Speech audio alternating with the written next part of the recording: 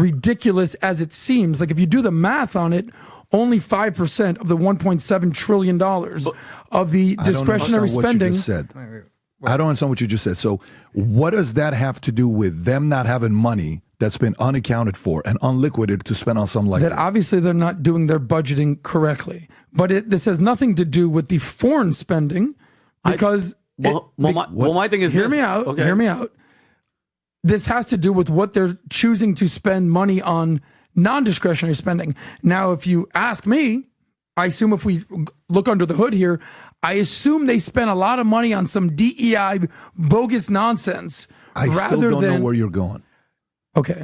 Here's what I'm trying. What are you struggling with? What I'm struggling with is I'm trying to help you with your struggles. Patrick Bet-David on the PBD podcast absolutely shuts down his woke co-host for saying ridiculous things about foreign aid and many other things that Patrick Bet-David was trying to make the point. And then Adam, his woke co-host, tried to cut him off and say that actually you're wrong about this and about that. And Patrick Bet-David just absolutely shut him down. It's one of the more brutal shutdowns that I have seen from Patrick Bet-David on the PBD podcast in general, but definitely the most brutal shutdown that Patrick Bet-David has done against one of his own co-hosts, and more particular, Adam from the PBD podcast. Let's get into this clip here from the Valuetainment YouTube channel of Patrick Bet-David destroying his woke co-host, Adam, on the PBD podcast. Pun intended, absolutely intended, while he's talking to Congress that he needs more money and making this very political. I don't think I'm on the page of like vote suppression. These are mostly red votes. These are there because that gets pretty hairy, and that could cause an incredible responsive turnout in the other direction. But this comes down to one thing, and it's something that is probably the most important thing and part of this election, and that's just money and the math of where the money goes and budgeting. You know, we see every year they kick the can down the road. Oh, we'll deal with this, put more on the credit card, put more on the credit card. What's the current U.S. federal debt? $34 trillion. By the time it's 2028, whoever the next president, expected to be almost $50 trillion. Like, how big of a hole are we trying to dig here? Now, what's interesting about how the sort of the budgeting works and the appropriations bill you put in there is that there's discretionary spending and the non-discretionary spending. So what's the non-discretionary spending? I learned this when I started doing money content in 2015. Non-discretionary spending are things that basically Congress has no control of. They don't do it each year. It's not a part of the budget. It's mandated by law. That's Social Security, Medicare, Medicaid, but discretionary spending, education, transportation.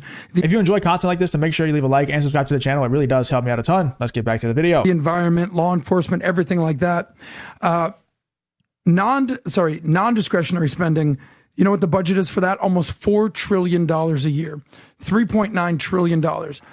Discretionary spending, where Congress basically gets a vote every single year and they must approve it, $1.7 trillion. Now, to Vinny's point about how much should we give to foreign aid, how much should we give to domestic, here's something to consider. Do you know what percentage of discretionary spending goes to domestic versus foreign? This is actually important. What percentage of the 1.7 trillion stays in the country versus leaves the country? How much leaves? 5%. So 95% stays in the country. When I talk about the discretionary spending, transportation, environment, law enforcement, everything that's going like that, 1.6 trillion of the 1.7 trillion stays in the country. Now, if you ask the everyday American, they will agree with you. They'll be like, no, we need to keep all the money, the majority of the money in the country, help our people. Who wants to hear that FEMA's broke? Ridiculous, especially during hurricane season. Like, what are you thinking?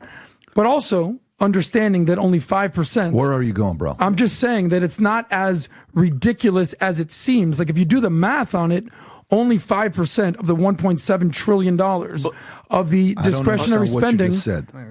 I don't understand what you just said. So what does that have to do with them not having money that's been unaccounted for and unliquidated to spend on something like that? Obviously they're not doing their budgeting correctly. But this has nothing to do with the foreign spending because... my thing is Hear me out. Okay. Hear me out. This has to do with what they're choosing to spend money on non-discretionary spending. Now, if you ask me, I assume if we look under the hood here, I assume they spent a lot of money on some DEI bogus nonsense. I still don't know where you're going. Okay. Here's what I'm trying. What are you struggling with? No, what I'm struggling with is I'm trying to help you with your struggles. Are you saying? I'm not struggling. I'm just giving you numbers. That was a good one. I see what Adam is trying to say, but it just sounds ridiculous. I understand he's saying like 1.6 out of the 1.7 billion dollars or whatever it was stays within the United States. It might have been trillion. I don't even know. Dude, the numbers are so big at that point. It's like I can't even keep track of how much money the government spends. But it doesn't really matter to me.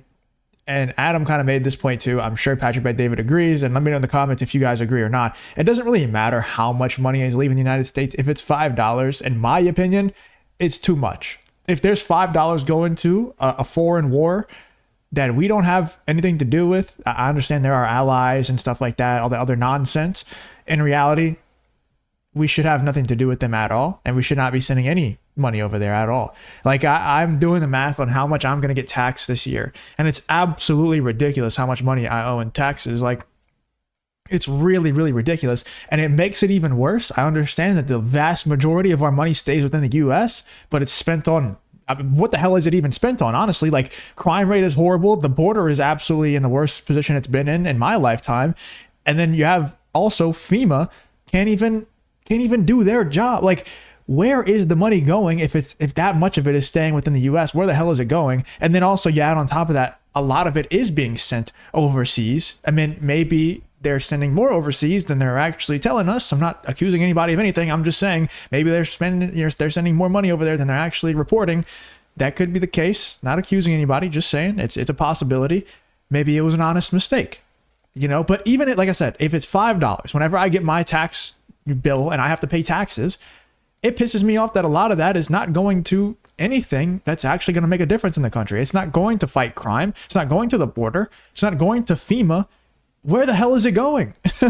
and it's disrespectful for any of it to leave the United States. And you're taxing your people when the money comes in. You're taxing your people when the money goes out. You're taxing them when they buy stuff. You're taxing them on unrealized gains. Like it's ridiculous how much you get taxed. And it's disrespectful to, one, not do anything about the actual problems in the US, and number two, to send a dime overseas whenever the problems in the US are this bad and people have to pay this much in taxes when your economy sucks already.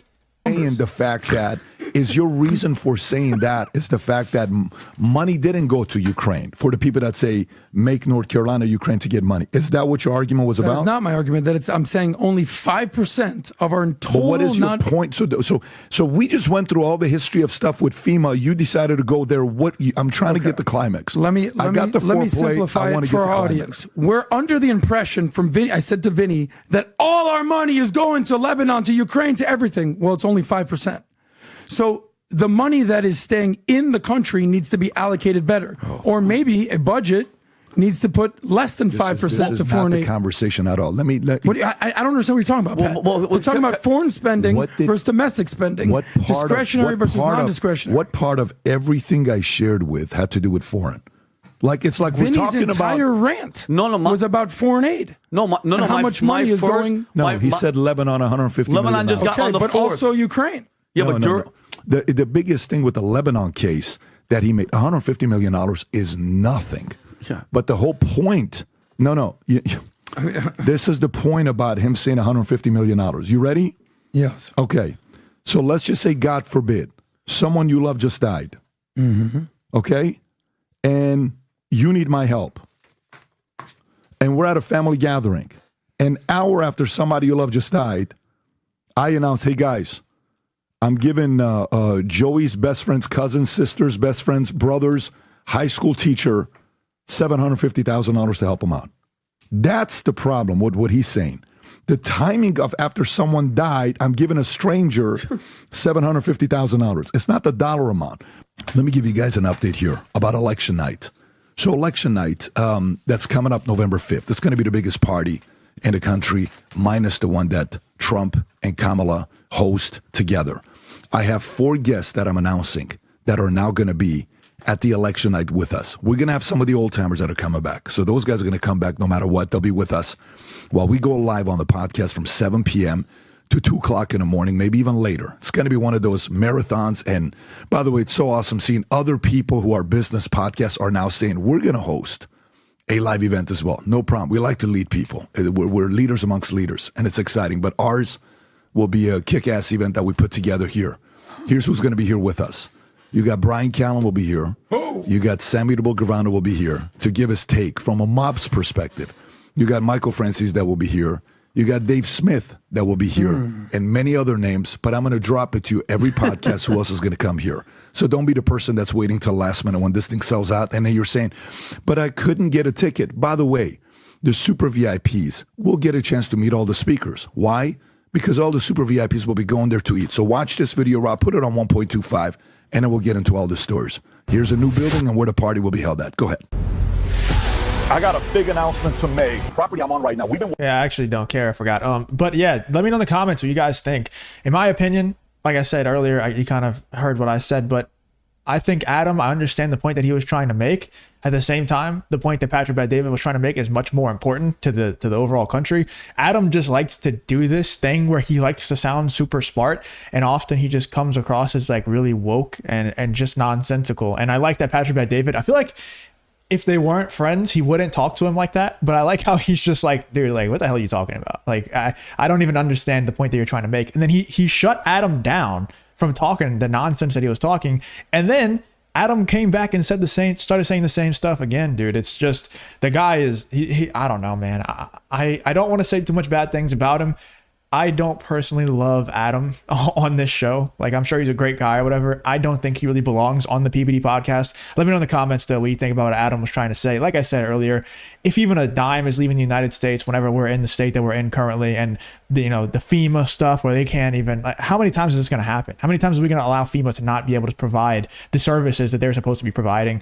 How long are we going to let the border crisis go on? How long are we going to let the economy be absolutely dog shit? How long are we going to let the crime run rampant? Like, and then send money overseas still? I don't care what math Adam has on the PBD podcast here.